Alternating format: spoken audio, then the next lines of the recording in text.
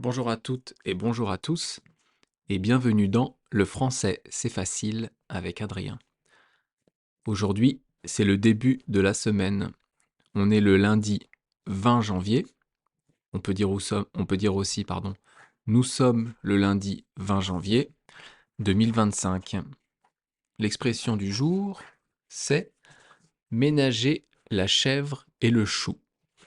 Mais avant ça, on va utiliser ce mot de chou, le son ou, pour parler de plusieurs choses. La première chose dont je vais vous parler, c'est d'un film. Tous les Français connaissent ce film, ça s'appelle La soupe aux choux.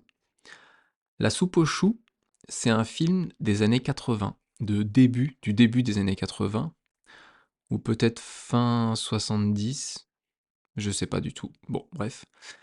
C'est un film avec Jacques Villeray comme acteur, Louis de Funès et Jean Carmet. Je vous raconte en 2 mots l'histoire.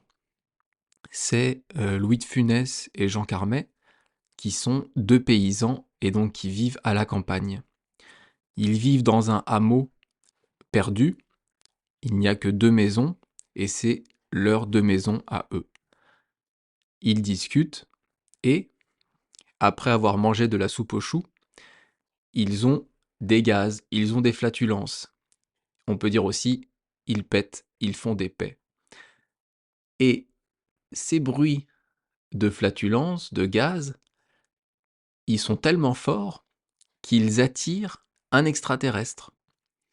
Ils c'est OK. Ça me fait rire parce que le film est très drôle, donc allez le voir si vous ne connaissez pas. Ça s'appelle La soupe aux choux. Donc l'extraterrestre est attiré par les bruits de paix des 2 acteurs en pensant que, parce que c'est il pensait l'extraterrestre que c'est le même langage que lui. Donc il est attiré là, il débarque avec sa soucoupe volante et il va commencer à y avoir une histoire avec entre l'extraterrestre et les deux paysans. Je vous raconte pas plus, mais c'est très drôle. Allez le voir, franchement, ça vaut le coup. Ça s'appelle La soupe aux choux et les acteurs, Louis de Funès, comme dans L'aile ou la cuisse, dont on a parlé hier ou avant-hier, je crois. Donc Louis de Funès, Jean Carmet et Jacques Villeray. Malheureusement, ces 3 acteurs sont décédés, mais c'étaient des immenses acteurs et ce film vaut le détour. Tiens, ça vaut le détour. Je vais me le marquer tout de suite aussi comme expression à étudier. Ça vaut le détour, voilà. Donc, l'astuce de français du jour, c'est quoi? Ah oui, c'est les ou. Alors, la soupe aux choux, ça se finit par le son ou. Le son ou en français, il est créé par les lettres O et U, ou au pluriel, O, U, S, ou O, U, X. Ça, c'est le son ou. C'est assez facile à faire, il faut juste mettre la bouche en rond et la pousser vers l'avant. Ou, ou. C'est très simple à faire. Donc, la terminaison au singulier, quand il n'y a qu'une seule chose, c'est ou, O-U, comme un trou, un clou, un froufrou. Vous pouvez répéter après moi pour bien prononcer un trou, un clou, un froufrou. Quand ces mots sont au pluriel, on rajoute un S, comme dans la langue française en général. Quand un mot est au singulier, on ne met pas de S à la fin. Et pour faire le pluriel, quand il y en a plusieurs, on met un S. Sauf, évidemment, 7 mots de la langue française qui ne prennent pas un S, mais qui prennent un X. Je suis désolé, le français, c'est comme ça, il y a des règles, et il y a toujours quasiment des exceptions. Donc, les mots qui prennent un X au pluriel, c'est bijou, chou, donc comme dans la soupe aux choux, ou ménager la chèvre et le chou. Donc je reprends. Bijou, chou, pou, caillou, genou, joujou et hibou. Il faut les connaître, c'est comme ça. Si vous voulez écrire du français ou si vous lisez du français, ne vous étonnez pas qu'il y ait un X à ces mots-là. Au pluriel, on met un X et pas un S. Je vous explique les mots. Bijoux, c'est les éléments de beauté que peuvent se mettre les femmes ou les hommes. Une bague, un collier, une gourmette, un bracelet, tout ça, c'est des bijoux. Donc bijoux, ça s'écrit B-I-J-O-U, et donc au pluriel, B-I-J-O-U-X. Chou, on va le voir tout à l'heure. Pou, des poux, c'est les petites bêtes qui sont sur la tête et qui font que ça gratte, ça démange. Quand on est enfant, souvent, ou parfois, il y a un élève dans la classe qui a des poux, et après, tout le monde a des poux. On passe le peigne, on fait un shampoing, et ça permet de tuer ces petites bêtes. Ça, c'est les poux. Ensuite, c'est le mot caillou. Caillou, c'est une petite pierre qu'on trouve par terre. C'est un caillou. Et une petite pierre. Genou, c'est entre la hanche et le pied. C'est au niveau de la jambe. C'est la partie un peu arrondie au milieu de la jambe qui se plie. Ça, c'est le genou. Il reste que 2 mots. Joujou, c'est un jouet. C'est le petit nom, c'est le surnom qu'on donne à un jouet pour les enfants. Donc les enfants s'amusent avec un joujou.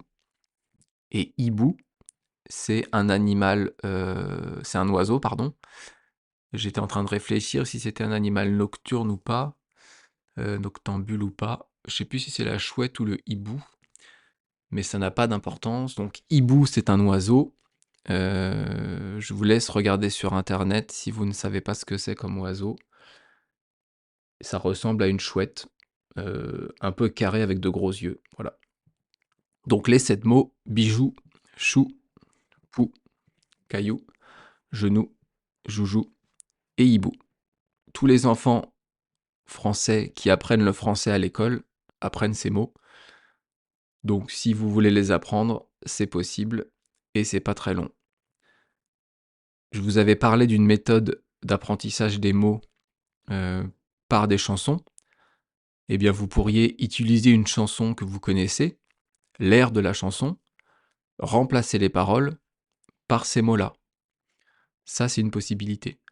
Il y a d'autres possibilités d'apprendre des listes de mots, mais je vous en ai pas encore parlé. Je vous en parlerai dans un prochain podcast. C'est ce que j'utilise pour apprendre. J'aime beaucoup la mythologie grecque, et j'apprends les dieux, les histoires, et c'est cette méthode-là que j'utilise. Vous verrez, c'est très efficace. Donc, revenons, ou plutôt commençons, l'expression du jour. L'expression du jour, c'est donc ménager la chèvre et le chou. Ménager, ça veut dire quoi? C'est quoi comme mot? Ménager, ici, ça s'écrit ER à la fin. Donc, c'est un verbe. Ça peut aussi être un adjectif, et donc qui est en relation avec le ménage, avec faire le ménage, rendre propre son appartement ou sa maison, c'est faire le ménage. Mais là, ça n'a rien à voir. Ici, c'est un verbe du premier groupe, parce que il se finit par ER. Donc, je vous le fais et je vous le conjugue au présent, ça fait je ménage, tu ménages, il ménage. Attention, à la deuxième personne du singulier, au tu, on met un S à la fin. Donc je reprends, je ménage, tu ménages, il ménage, nous ménageons, vous ménagez, il ménage. À l'imparfait, donc à un temps passé, je ménageais, tu ménageais, il ménageait, nous ménagions, vous ménagiez, il ménageait. Et au futur, je ménagerai, tu ménageras, il ménagera, nous ménagerons, vous ménagerez, ils ménageront. Comme je vous l'avais déjà dit, quand vous voyez un verbe, c'est important d'essayer de le conjuguer dans votre tête, d'essayer de vous rappeler des conjugaisons. Parce que ces conjugaisons, vous en aurez besoin tout le temps, tout le temps, tout le temps en français. Donc, on a vu la conjugaison de ménager, mais on n'a pas vu encore le sens.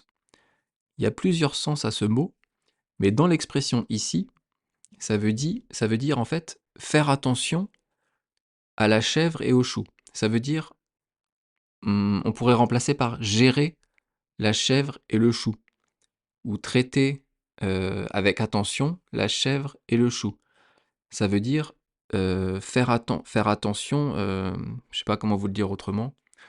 Oui, faire attention, regarder la chèvre et le chou pour qu'il n'y ait pas de problème. Ménager, c'est ça. Là, c'est un article féminin. Ménager la chèvre et le chou. Donc, chèvre est féminin, puisqu'on a mis là. Si c'était un mot masculin, on mettrait le. On dit donc une chèvre. C'est quoi une chèvre? C'est un animal qui fait mais, non, ça c'est peut-être le mouton. La chèvre. Si, la chèvre, je crois qu'elle fait aussi mais, quelque chose comme ça. Donc c'est un animal qui donne du lait, c'est du lait de chèvre, qui a des cornes, et donc comme je vous disais, on dit une chèvre, c'est féminin. Si vous voulez améliorer votre français, vous pouvez lire, je vous donne un conseil ici sur une histoire de chèvre, ça s'appelle La chèvre de Monsieur Seguin. C'est une des lettres de mon moulin, et les lettres de mon moulin, c'est un livre écrit par Alphonse Daudet. La chèvre de Monsieur Seguin, donc c'est un monsieur qui s'appelle Seguin, c'est une petite histoire qui doit faire peut-être 7-8 pages, et c'est facile à lire, il y a une morale, il y a une histoire, donc vous pouvez lire ça pour vous entraîner à lire du français. Donc revenons à notre expression, ménager la chèvre et le chou. Et c'est une conjonction de coordination. C'est un mot un peu compliqué, ça veut dire en fait qu'on relie la partie d'avant, ménager la chèvre, à la partie d'après, le chou.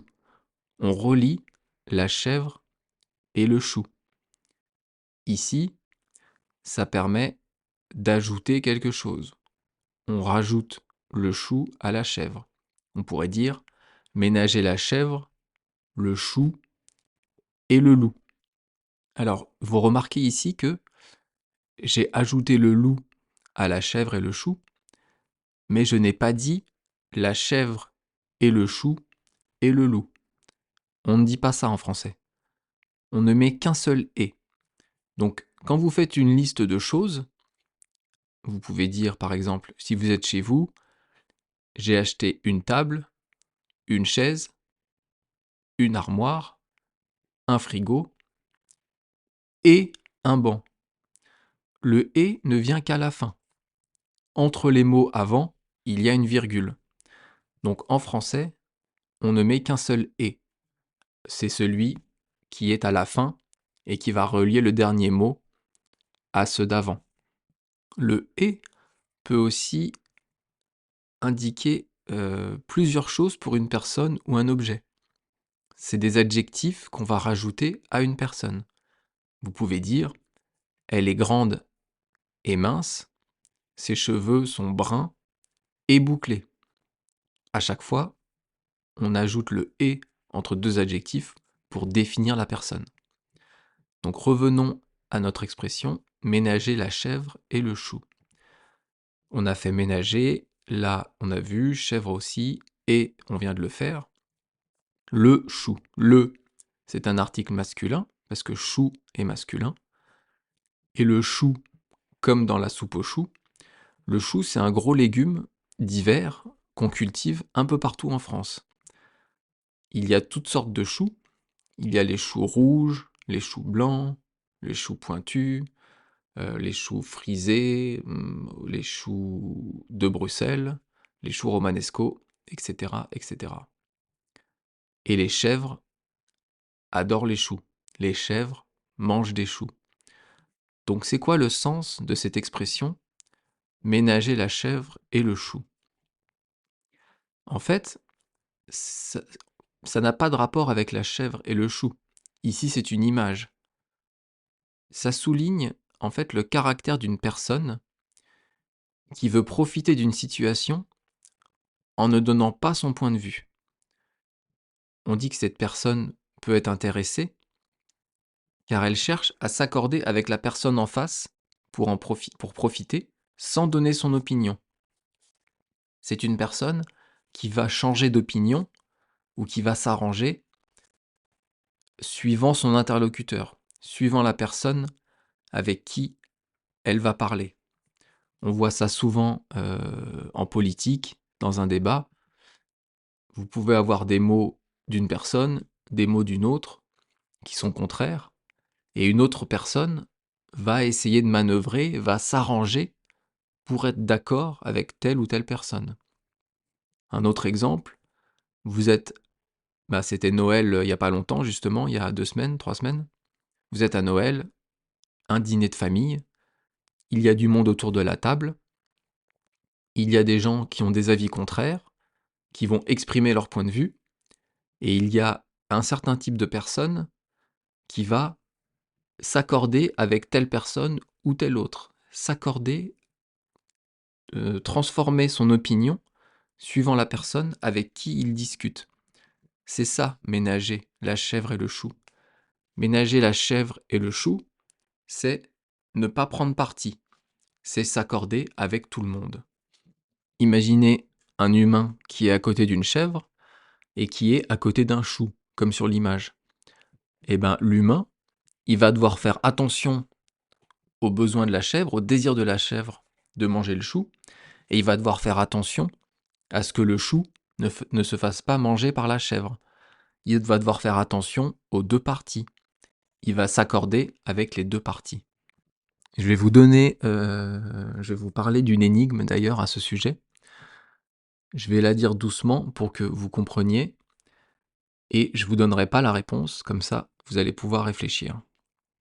Vous êtes devant une rivière avec une barque, et à côté de vous, il y a un loup, une chèvre et un chou.